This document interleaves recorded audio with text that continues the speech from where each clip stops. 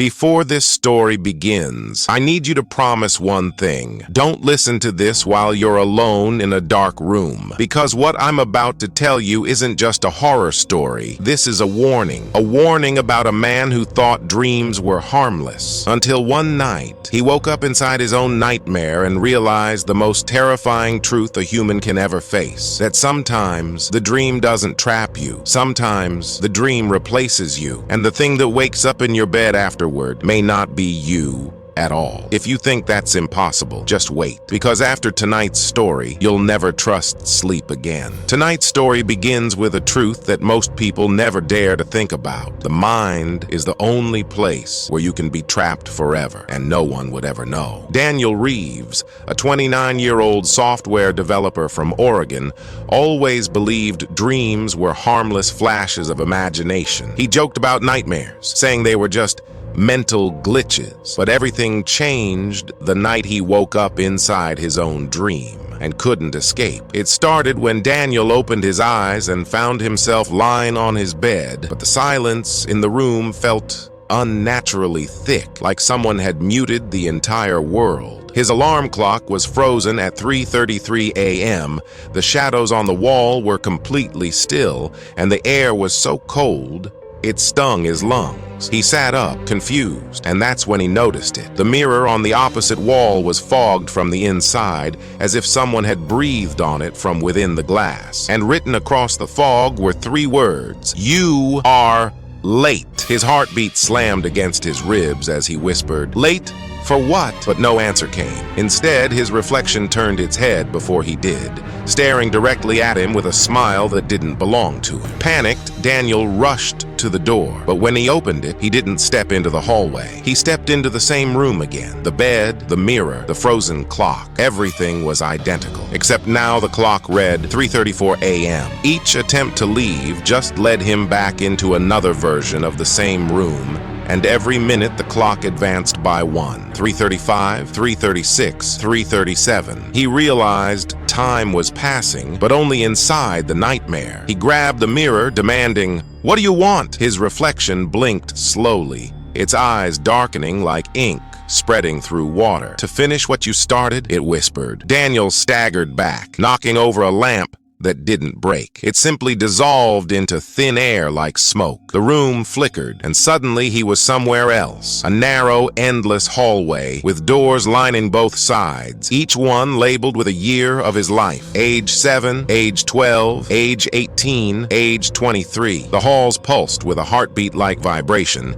and every light bulb above him buzzed with a sickening frequency. He walked toward the door labeled age 12, remembering a nightmare he had as a child, a shadow watching him from his closet. He hesitated, reached out, and before he could touch the door, it creaked open by itself. Inside was his childhood bedroom, perfectly recreated, but eerily empty. He stepped inside, and the door slammed behind him, vanishing completely. The sight that greeted him made his stomach twist.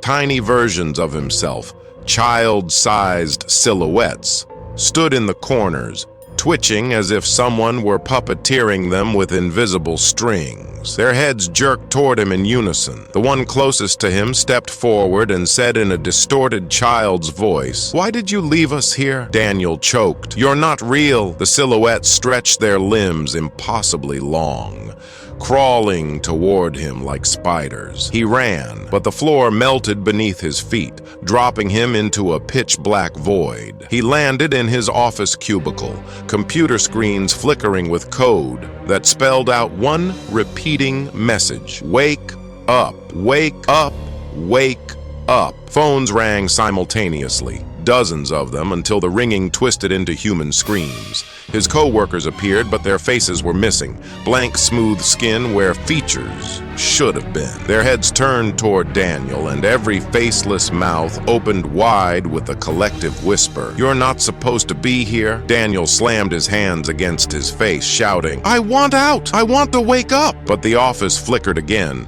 and suddenly he was back in the original room, with a horrifying change.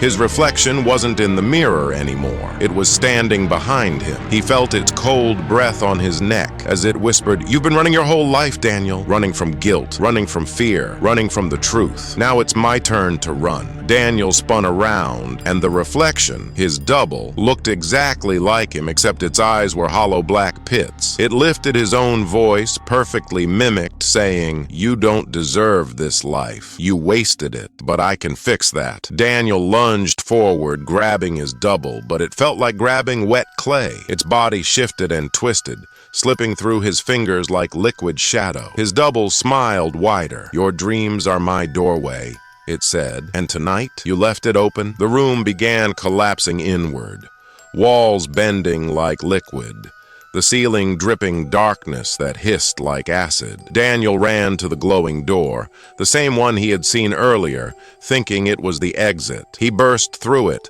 falling into a blinding white light. When he opened his eyes, he was back in the real world, lying in his bed, drenched in sweat. Sunlight spilled through the window, birds chirped outside, and everything seemed normal. Relieved, he staggered to the bathroom, splashed water on his face, and looked up at the mirror, and froze. His reflection wasn't copying him. It smirked, slowly, deliberately, as if aware of something he wasn't. The reflection leaned forward and whispered, even though Daniel hadn't moved his lips, "You didn't escape. You traded places." Daniel tried to scream, but no sound came out. He tried to move, but his body didn't respond. In the mirror, his reflection lifted a finger to its lips, signaling him to stay quiet before walking away, leaving Daniel trapped behind the glass, helplessly watching the thing wearing his body walk out of the house as if it had always belonged there. And tonight, as you listen to this story, just remember, dreams are never just dreams. They're doorways. Some you enter, some you escape, and some escape into you. So before you sleep tonight, make sure your mind is locked tight. Because if you ever wake up